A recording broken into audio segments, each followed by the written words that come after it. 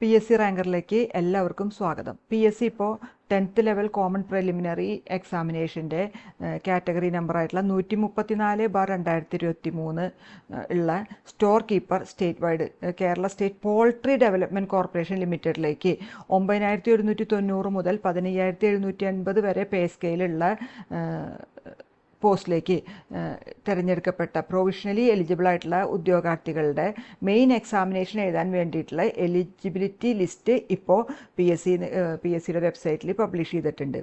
അപ്പോൾ ഈ പരീക്ഷ, അതായത് ഈ common preliminary 10th level examination എന്ന് പറയുന്നത് 28/12/2024, 11/1/2025, പിന്നെ 25/1/2025, 8/2/2025 അങ്ങനെ 4 ഘട്ടങ്ങളായിട്ടാണ് നടത്തിയിരുന്നത്, നമുക്കറിയാമല്ലോ.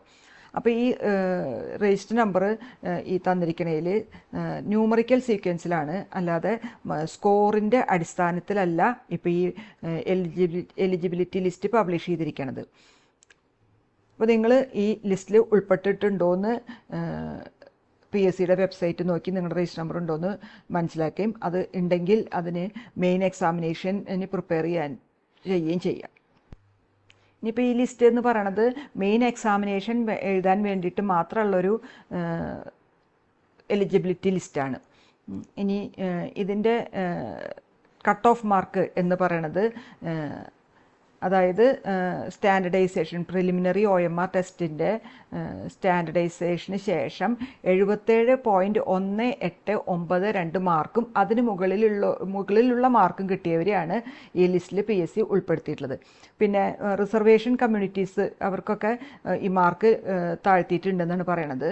എന്ന് വെച്ച് കഴിഞ്ഞാൽ അവരുടെ റെപ്രസെൻറ്റേഷൻ ഉറപ്പിക്കാനായിട്ട് ആ ലിസ്റ്റിൽ. ഇനി അതുപോലെ ഡിഫറൻഷ്യലി ഏബിൾഡ് കാറ്റഗറിക്കും ഇതുപോലെ തന്നെയാണ് മാർക്ക് ലോവർ ചെയ്തിട്ടുണ്ട്, അവരുടെ പ്രാതിനിധ്യം ഉറപ്പിക്കാനായിട്ട്. ഇനി ഇങ്ങനെയുള്ള ഒരു കമ്മ്യൂണിറ്റി സർട്ടിഫിക്കറ്റ്, അതുപോലെ നോൺ ക്രീമി ലെയർ സർട്ടിഫിക്കറ്റ്, അതുപോലെ EW സർട്ടിഫിക്കറ്റ്, ഇതൊക്കെ 1 ടൈം രജിസ്ട്രേഷൻ വെരിഫിക്കേഷൻ്റെ സമയത്ത് ഹാജരാക്കണം, ഇല്ലെങ്കിൽ അവരുടെ ആപ്ലിക്കേഷൻ റിജക്റ്റ് ചെയ്യുമെന്നും അറിയിച്ചിട്ടുണ്ട്. അപ്പോൾ ഈ പരീക്ഷ, ഈ എലിജിബിലിറ്റി ലിസ്റ്റ് എന്ന് പറയണത് മെയിൻ പരീക്ഷ എഴുതാൻ വേണ്ടിയിട്ട് മാത്രമുള്ളൊരു സ്ക്രീനിങ് ആണ്. അതുപോലെ ഫൈനൽ റാങ്ക് ലിസ്റ്റ് ഈ മെയിൻ എക്സാമിനേഷൻ്റെ മാർക്ക് നോക്കിയിട്ടാണ് പ്രിപ്പയർ ചെയ്യുക, അല്ലാതെ ഈ പ്രിലിമിനറി എക്സാമിനേഷൻ്റെ മാർക്ക് അതിന് കൺസിഡർ ചെയ്യില്ല എന്നാണ് അറിയിച്ചിട്ടുള്ളത്. പിന്നെ ഇതിൻ്റെ റീവാലുവേഷൻ ആൻസർ സ്ക്രിപ്റ്റ് അനുവദിച്ചിട്ടില്ല, പക്ഷേ റീചെക്ക് ചെയ്യാൻ പറ്റും. നിങ്ങളുടെ പ്രൊഫൈല് വഴി നിങ്ങൾക്ക് ഈ പേയ്മെൻറ്റ് 85 രൂപ നടത്തിയാൽ നിങ്ങൾക്ക് ഇത് റീചെക്ക് ചെയ്യാൻ പറ്റും. ഓക്കെ, അപ്പോൾ നിങ്ങൾ ഈ ചാനൽ ഇതുവരെ സബ്സ്ക്രൈബ് ചെയ്യാത്തവരാണെങ്കിൽ ദയവ് ഇത് സബ്സ്ക്രൈബ് ചെയ്യുകയും ലൈക്ക് ചെയ്യുകയും ഷെയർ ചെയ്യുകയും കമൻറ്റ് ചെയ്യുകയും ഒക്കെ ചെയ്യാം.